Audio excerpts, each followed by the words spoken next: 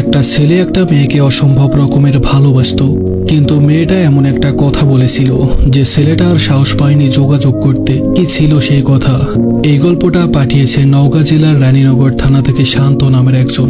আসসালামু আলাইকুম, আমি শান্ত। আজ আমি আমার ঠকে যাওয়ার গল্প আপনাদের মাঝে শেয়ার করতে এসেছি। আমি একটা মেয়েকে অসম্ভব ভালোবাসতাম, এখনো বাসি, আর ভবিষ্যতেও ভালোবেসে যাব। তবে আমি তার নামটা বলতে চাই না। আমি চাই না তার কোনো ক্ষতি হোক, হাজার হোক। সে আমাকে ভালো না বাসলেও আমি তো তাকে ভালোবাসি। তবে শুধু এতটুকুই বলতে চাই, তার বাসা ছিল আবাদপুকুরের আশেপাশে। আমাদের পরিচয়টা হয়েছিল 2024 সালের 15ই ডিসেম্বর আমার একটা বোনের মাধ্যমে। পরে আমি জানতে পারি আমাদের পরিচয়ের আগেই নাকি আমি ওর পছন্দের মানুষ ছিলাম। কথাটা শুনে কেমন যেন ভালো লাগা কাজ করছিল ভেতরে। তো যাই হোক, পরিচয় হওয়ার পর ধীরে ধীরে কথা বলা শুরু হলো। আস্তে আস্তে আমাদের কথা বলা বেড়ে যায়। ওর সাথে কথা বলা আমার অভ্যাসে পরিণত হয়েছিল। আমি দিনে একবেলা ভাত কম খেলেও সমস্যা নেই, কিন্তু ওর সাথে আমার কথা বলতেই হবে। যত দিন যাচ্ছিল ওর প্রতি আমার মায়া বেড়েই যাচ্ছিল। একদিন কথা না বললে আমার কেমন কেমন লাগতো, আমার মন চাইতো ওর সাথে দিনে 24 ঘন্টায় কথা বলি। তো এভাবেই কিছুদিন চলে যায়। পরে ডিসেম্বর মাসের 21 তারিখ আমি তাকে প্রপোজ করি, সেও রাজি হয়ে যায়। তারপর থেকে দিনরাত 24 ঘন্টায় আমাদের কথা হতো। আস্তে আস্তে আমাদের সম্পর্কটা গভীর হয়। আমরা একে অপরকে ছাড়া থাকতেই পারতাম না।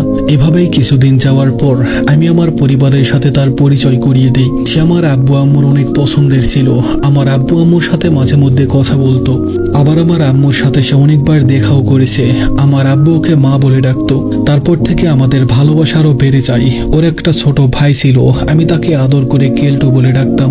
অনেক মজা করতাম আমি ওর সাথে। তো এভাবেই আমাদের রিলেশনের 1 বছর খুব সুন্দরভাবেই কেটে যায়। কিন্তু তারপর থেকেই কেমন জানি সবকিছু বদলে যেতে শুরু করলো। হঠাৎ করেই সে আমাকে ইগনোর করা শুরু করলো।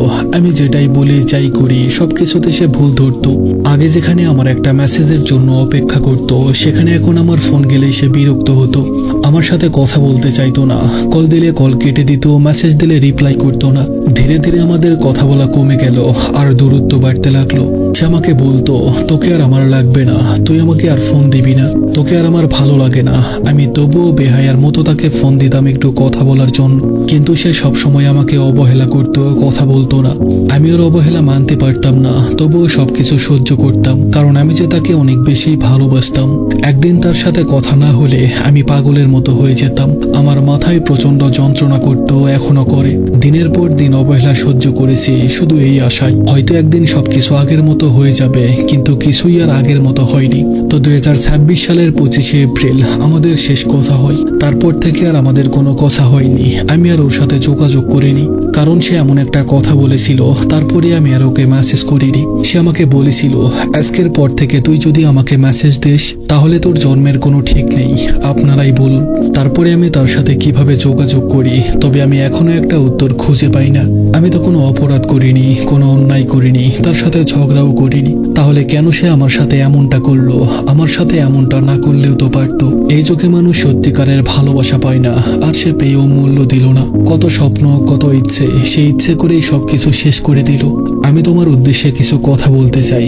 জানি না এই কথাগুলো তোমার কাছে পৌঁছাবে কিনা। জানো, আজকাল তোমার কথা আমার খুব বেশি মনে পড়ে। মাঝে মাঝে রাতে আমার হুট করে ঘুম ভেঙে যায়, বুকের ভেতর ভীষণ যন্ত্রণা হয়। যখন মনে পড়ে তুমি আর আমার নেই, তখন বুকের ভেতরটা কেমন যেন ফাঁকা ফাঁকা লাগে। আমি জানি আমাদের আর কথা হবে না, অপেক্ষা করা হবে না তোমার একটা মেসেজের বা কলের। আমি জানি তুমি আর ফিরে আসবে না। তবুও এই কথাটা আমি আমার মনকে বুঝাইতে পারি না। মনে হয় চিৎকার করে বলি, কেন তুমি আমাকে ভালোবাসলে না? কেন তুমি আমার হয়ে থাকলে না? কেন তুমি আমাকে ছেড়ে গেলে? কি দোষ ছিল আমার? এই কথাগুলো তোমাকে আর বলা হলো না, কারণ তোমার সাথে কথা বলার যে কোনো রাস্তায় আর খোলা নেই। জানো, আমি প্রতিদিন ভাবি তোমাকে আমি ভুলে যাব, কিন্তু তবুও তোমাকে আমার মনে পড়ে যায়। তুমি পাশে থাকলে হয়তো দিনগুলো এমন একাকিত্বে কাটতো না। তুমি ভালোবাসো না জেনেও আমি তোমাকে পাগলের মতো ভালোবাসি। কল্পনায় আমি তোমাকে আগলে রাখি।